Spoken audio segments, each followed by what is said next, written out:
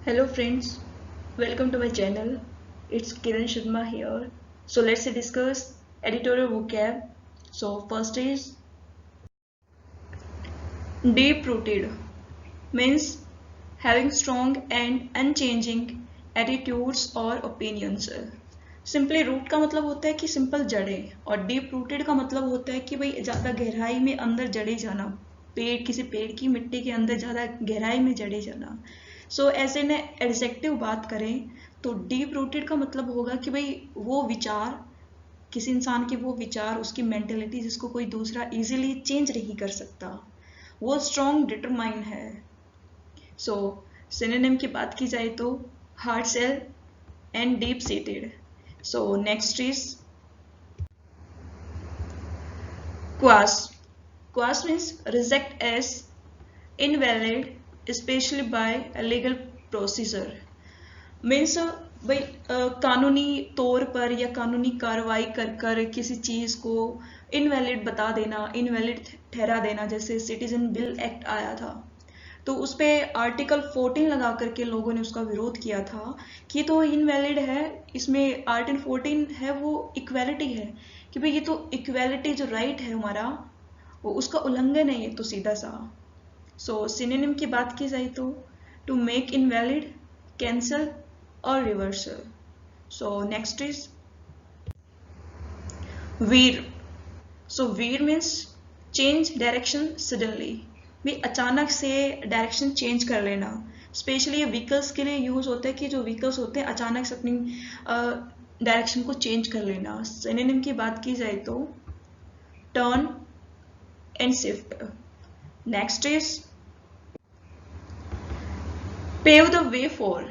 It's an idiom, so that means to make it easier for something to happen or someone to do something.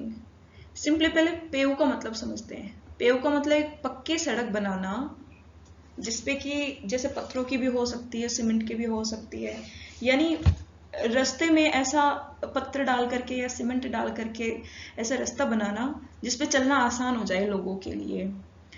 अब भाई जिसने बनाया है उसके लिए तो काफी मुश्किल रहा था रास्ता बनाना, और जो बाकी लोग उस पर चलेंगे उनके लिए फायदे का काम हो गया। तो ऐसे ही यहाँ पर ये मुहावरा यूज हुआ है एजे पेव द वे फॉर, यानी चीजों को आसान बना देना किसी और के लिए। So next is ballooning. Ballooning means increase और राइज क्विकली। सिंपली बैलून होता है, बैलून का मतलब होता है एक पतली सी प्लास्टिक की लेयर जिसके अंदर हवा भरी हुई हो, और बैलून का मतलब उसमें हवा भरते जाना कि अचानक से उसका जो साइज है वो बड़ा हो जाए। सो सिंपली यहाँ पे कह सकते हैं कि इंक्रीज और राइज क्विकली, जल्दी से बड़ा हो जाना साइज में। सो बैलिंग, बैलिंग भी कह सकते हैं, बंचिंग भी कह सकते हैं कि गुच्छे पे गुच्छे इकट्ठे करते जाना, यानी साइज का बड़ा होता जाना। बल्गिंग, बल्गिंग मीन्स बाहर निकलना। सो next is cumulative. Cumulative means developing or increasing gradually. That means भाई एक के बाद एक डाटा ऐड होते जाना। इंफॉर्मेशन भी हो सकती है कि भाई एक इंफॉर्मेशन में आपने दूसरी इंफॉर्मेशन ऐड कर दी, फिर तीसरी इंफॉर्मेशन ऐड कर दी। फॉर एग्जाम्पल सैलरी है आपकी, तो 3 महीने की सैलरी बकाया रहती है, आई नहीं है 3 महीने से सैलरी, तो अब जो सैलरी आएगी 3 मंथ की, तो उसको हम कह सकते हैं कि क्यूमुलेटिव सैलरी होगी वो। दूसरा, बच्चों के एग्जाम्स होते हैं, साल में 2 बार एग्जाम्स होते हैं, एक बार सितंबर में, एक बार फरवरी में, तो दोनों का रिजल्ट अलग अलग डिक्लेयर होता है। लेकिन अगर दोनों का रिजल्ट एक साथ कंबाइन करके देना हो, दोनों की परसेंटेज को एक साथ कंबाइन करके निकालना हो उनका, तो उसको हम कहेंगे कम्युलेटिव रिजल्ट। सो सिनोनिम की बात की जाए तो एडिटिव और एग्रीगेट। सो नेक्स्ट इज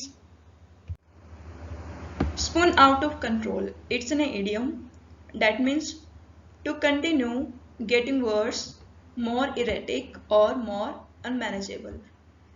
सबसे पहले आप ये स्पून का मतलब देखते हैं। स्पून स्पिन की सेकंड फॉर्म है, और स्पिन का मतलब होता है कि एक ही एक्सिस पर एक ही जगह एक चीज का घूमना। जैसे बॉल को स्पिन करवाते हैं क्रिकेट, जैसे बॉलर्स होते हैं क्रिकेट में, वो स्पिन करवाते हैं उसको।